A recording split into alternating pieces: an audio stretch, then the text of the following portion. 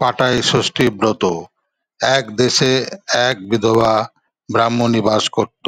তার এক ছেলে ও ছেলের বউ ছাড়া সংসারে আর কেউ ছিল না।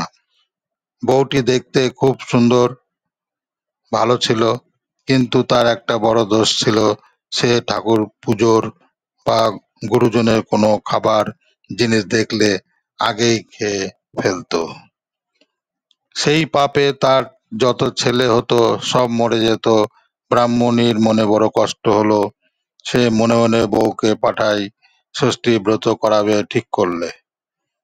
পৌষ মাসের শুক্লা ষষ্ঠীর দিন সকালবেলা কতকগুলো ময়লা কাপড় বউকে ঘাটে কাচতে পাঠালে।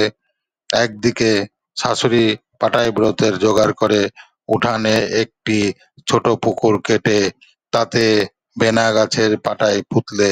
তারপর পুরুত ঠাকুরমশাইকে আসনে বসিয়ে ব্রাহ্মণী বউয়ের জন্য অপেক্ষা করতে লাগলো। বউ কাপড় কাচতে কাচতে চারিদিকে শাঁখ ঘন্টার আওয়াজ শুনতে পেলে তার পাটাই ব্রতের কথা মনে পড়লো। সে কাপড় চোপড় ফেলে দৌড়ে বাড়ি আসতে লাগলো। দৌড়ে আসতে আসতে হোঁচট লেগে রাস্তায় পড়ে মূর্ছা গেল। পাটাই ব্রতের একখানা নৈবেদ্যি ধোপা বউয়ের পাওনা।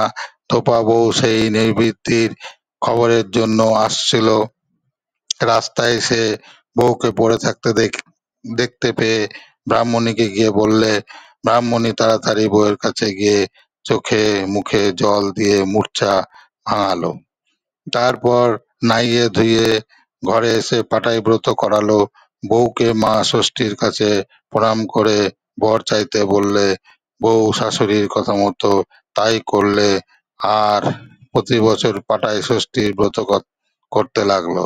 সেই থেকে তার ছেলে মেয়ে হয়ে বেঁচে থাকতে লাগলো। তার দেখা দেখি সবাই পাটাই ষষ্ঠীর ব্রত করতে লাগলো। ক্রমে দেশ বিদেশে এই ব্রত প্রচার হলো। ভিডিওটি ভালো লাগলে ভিডিওটিতে অবশ্যই সাবস্ক্রাইব করবেন, আর লাইক শেয়ার ও কমেন্টস করবেন। ভালো থাকবেন।